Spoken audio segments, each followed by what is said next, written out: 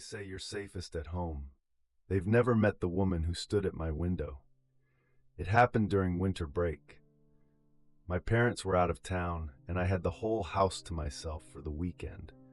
I was curled up under a blanket in the sunroom, kind of a side room we turned into a movie lounge. There was a door that led straight to the driveway from there. All the blinds were down, TV volume up. Nothing on my mind. Then the motion sensor light outside flicked on. I paused the movie, lowered the volume, didn't hear anything. I peeked through the blinds for a second and saw nothing. Could have been a raccoon, a branch, anything. But the longer I sat there, the more uneasy I felt. Eventually I got up, threw on my hoodie, and walked out to check. Driveway, empty. Yard, clear. Just cold air and silence. I went back inside, locked the door, and told myself to stop being paranoid. About 30 minutes later, something metal fell outside. Loud, sharp. Then the motion light turned on again. I didn't move. Not a muscle. The couch I was on was in the only blind spot from the door. I didn't want to make a sound. Then I saw it. Not through the blinds, through the spaces between the blinds. The outline of someone, standing still, arms slightly out to the sides, just motionless, like they were waiting. I rose from the couch as quietly as I could, tried to reach the hallway door, and that's when the knocking started. Violent, erratic, a full hand slapping against the glass. I screamed, shakily, that I was calling the police. Didn't know what else to do. The knocking stopped. I peeked around the corner toward the driveway door.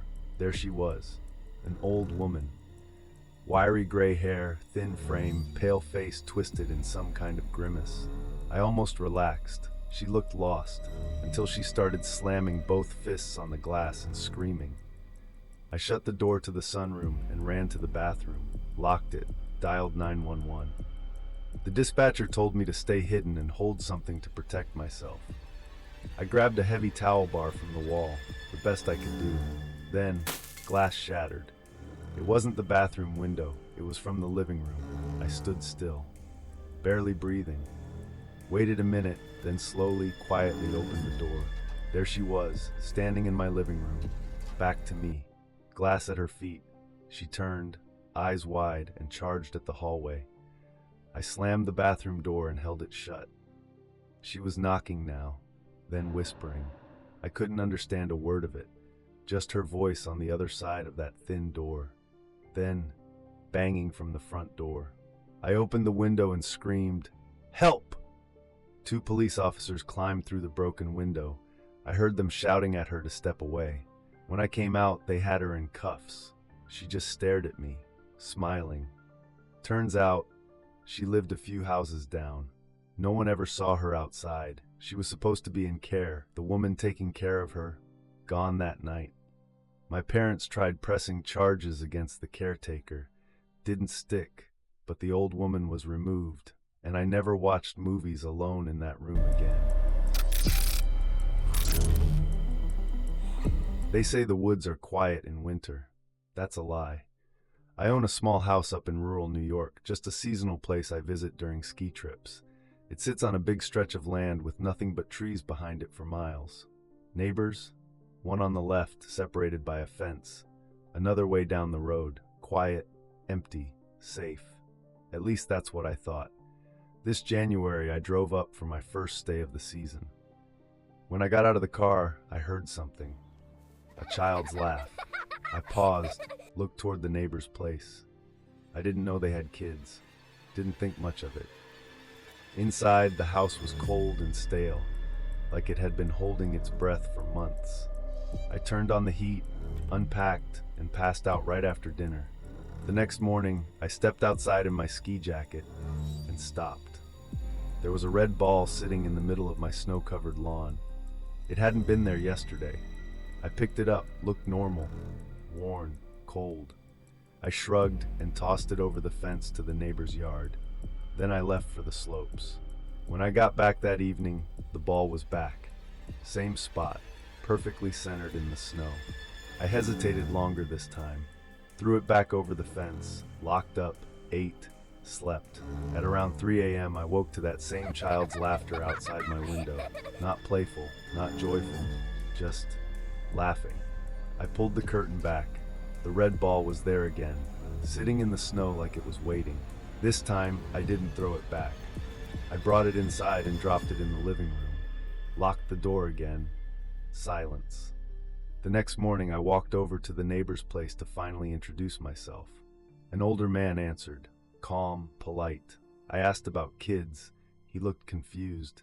Then he said quietly, "There are no children anywhere near here." I went back to my house. The ball was still inside, exactly where I left it. Skiing helped clear my head that day. But when I returned that night, I felt dread before I even opened the door. The ball was gone. I tore the living room apart looking for it. Nothing. I stood in the silence, heart pounding. Then I heard it, laughing. I rushed to the window. There it was. The ball. Back in the snow, and behind it, a shape, small, still, standing ankle deep in snow. A child. Facing my window. I dropped to the floor and shut every curtain in the house. Didn't sleep, didn't move. At dawn, I loaded my car and left, didn't look back. As I drove away, one thing stayed clear in my mirror, that red ball, right where it always was. He moved in 2 weeks ago, but we never saw him. My roommate George and I live in a small 2-bedroom place, 15 minutes from work. We carpool together, eat at the same time, sleep at the same time, and apparently we both heard him at the same time too. Third day after he moved in, we walked over to introduce ourselves. No answer at the door, but his car was in the driveway. Just as we were walking off the porch, George elbowed me. "Look," he whispered. Next to the front door, a thin slice of the blinds had been lifted. Someone was staring out, not blinking, just watching. We didn't wave, just walked back to our place. Didn't even talk about it until we were inside. That night, around 1 a.m., I heard something. Scraping, grinding. My bedroom overlooks his backyard, so I pulled up the blinds. He was outside, hood over his head, in the warm night air, sawing a huge plank of wood. I knocked on George's door. He was already awake, also watching. We decided to knock on the gate and ask him to stop, as politely as we could. As soon as we knocked, the sawing stopped. We waited. Nothing. Gate never opened. So we just went back to bed. A few nights later, more noise. This time, screaming. I jumped up, ran to the window. The neighbor was in his yard again, dragging something. I couldn't see what, but he stopped and looked straight up at me. I backed away, told George. He was already calling the cops. Then we heard it, the back door. Someone came in. We both froze. The dispatcher told us to stay in a room and block the door. There was no lock, so we pushed the dresser in front of it. Footsteps creaked up the stairs, bathroom door slammed, then footsteps rushed toward us.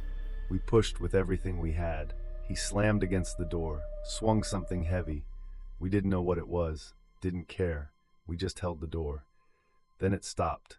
He went back downstairs and we heard nothing. Minutes passed. Then police! George and I ran out, relieved.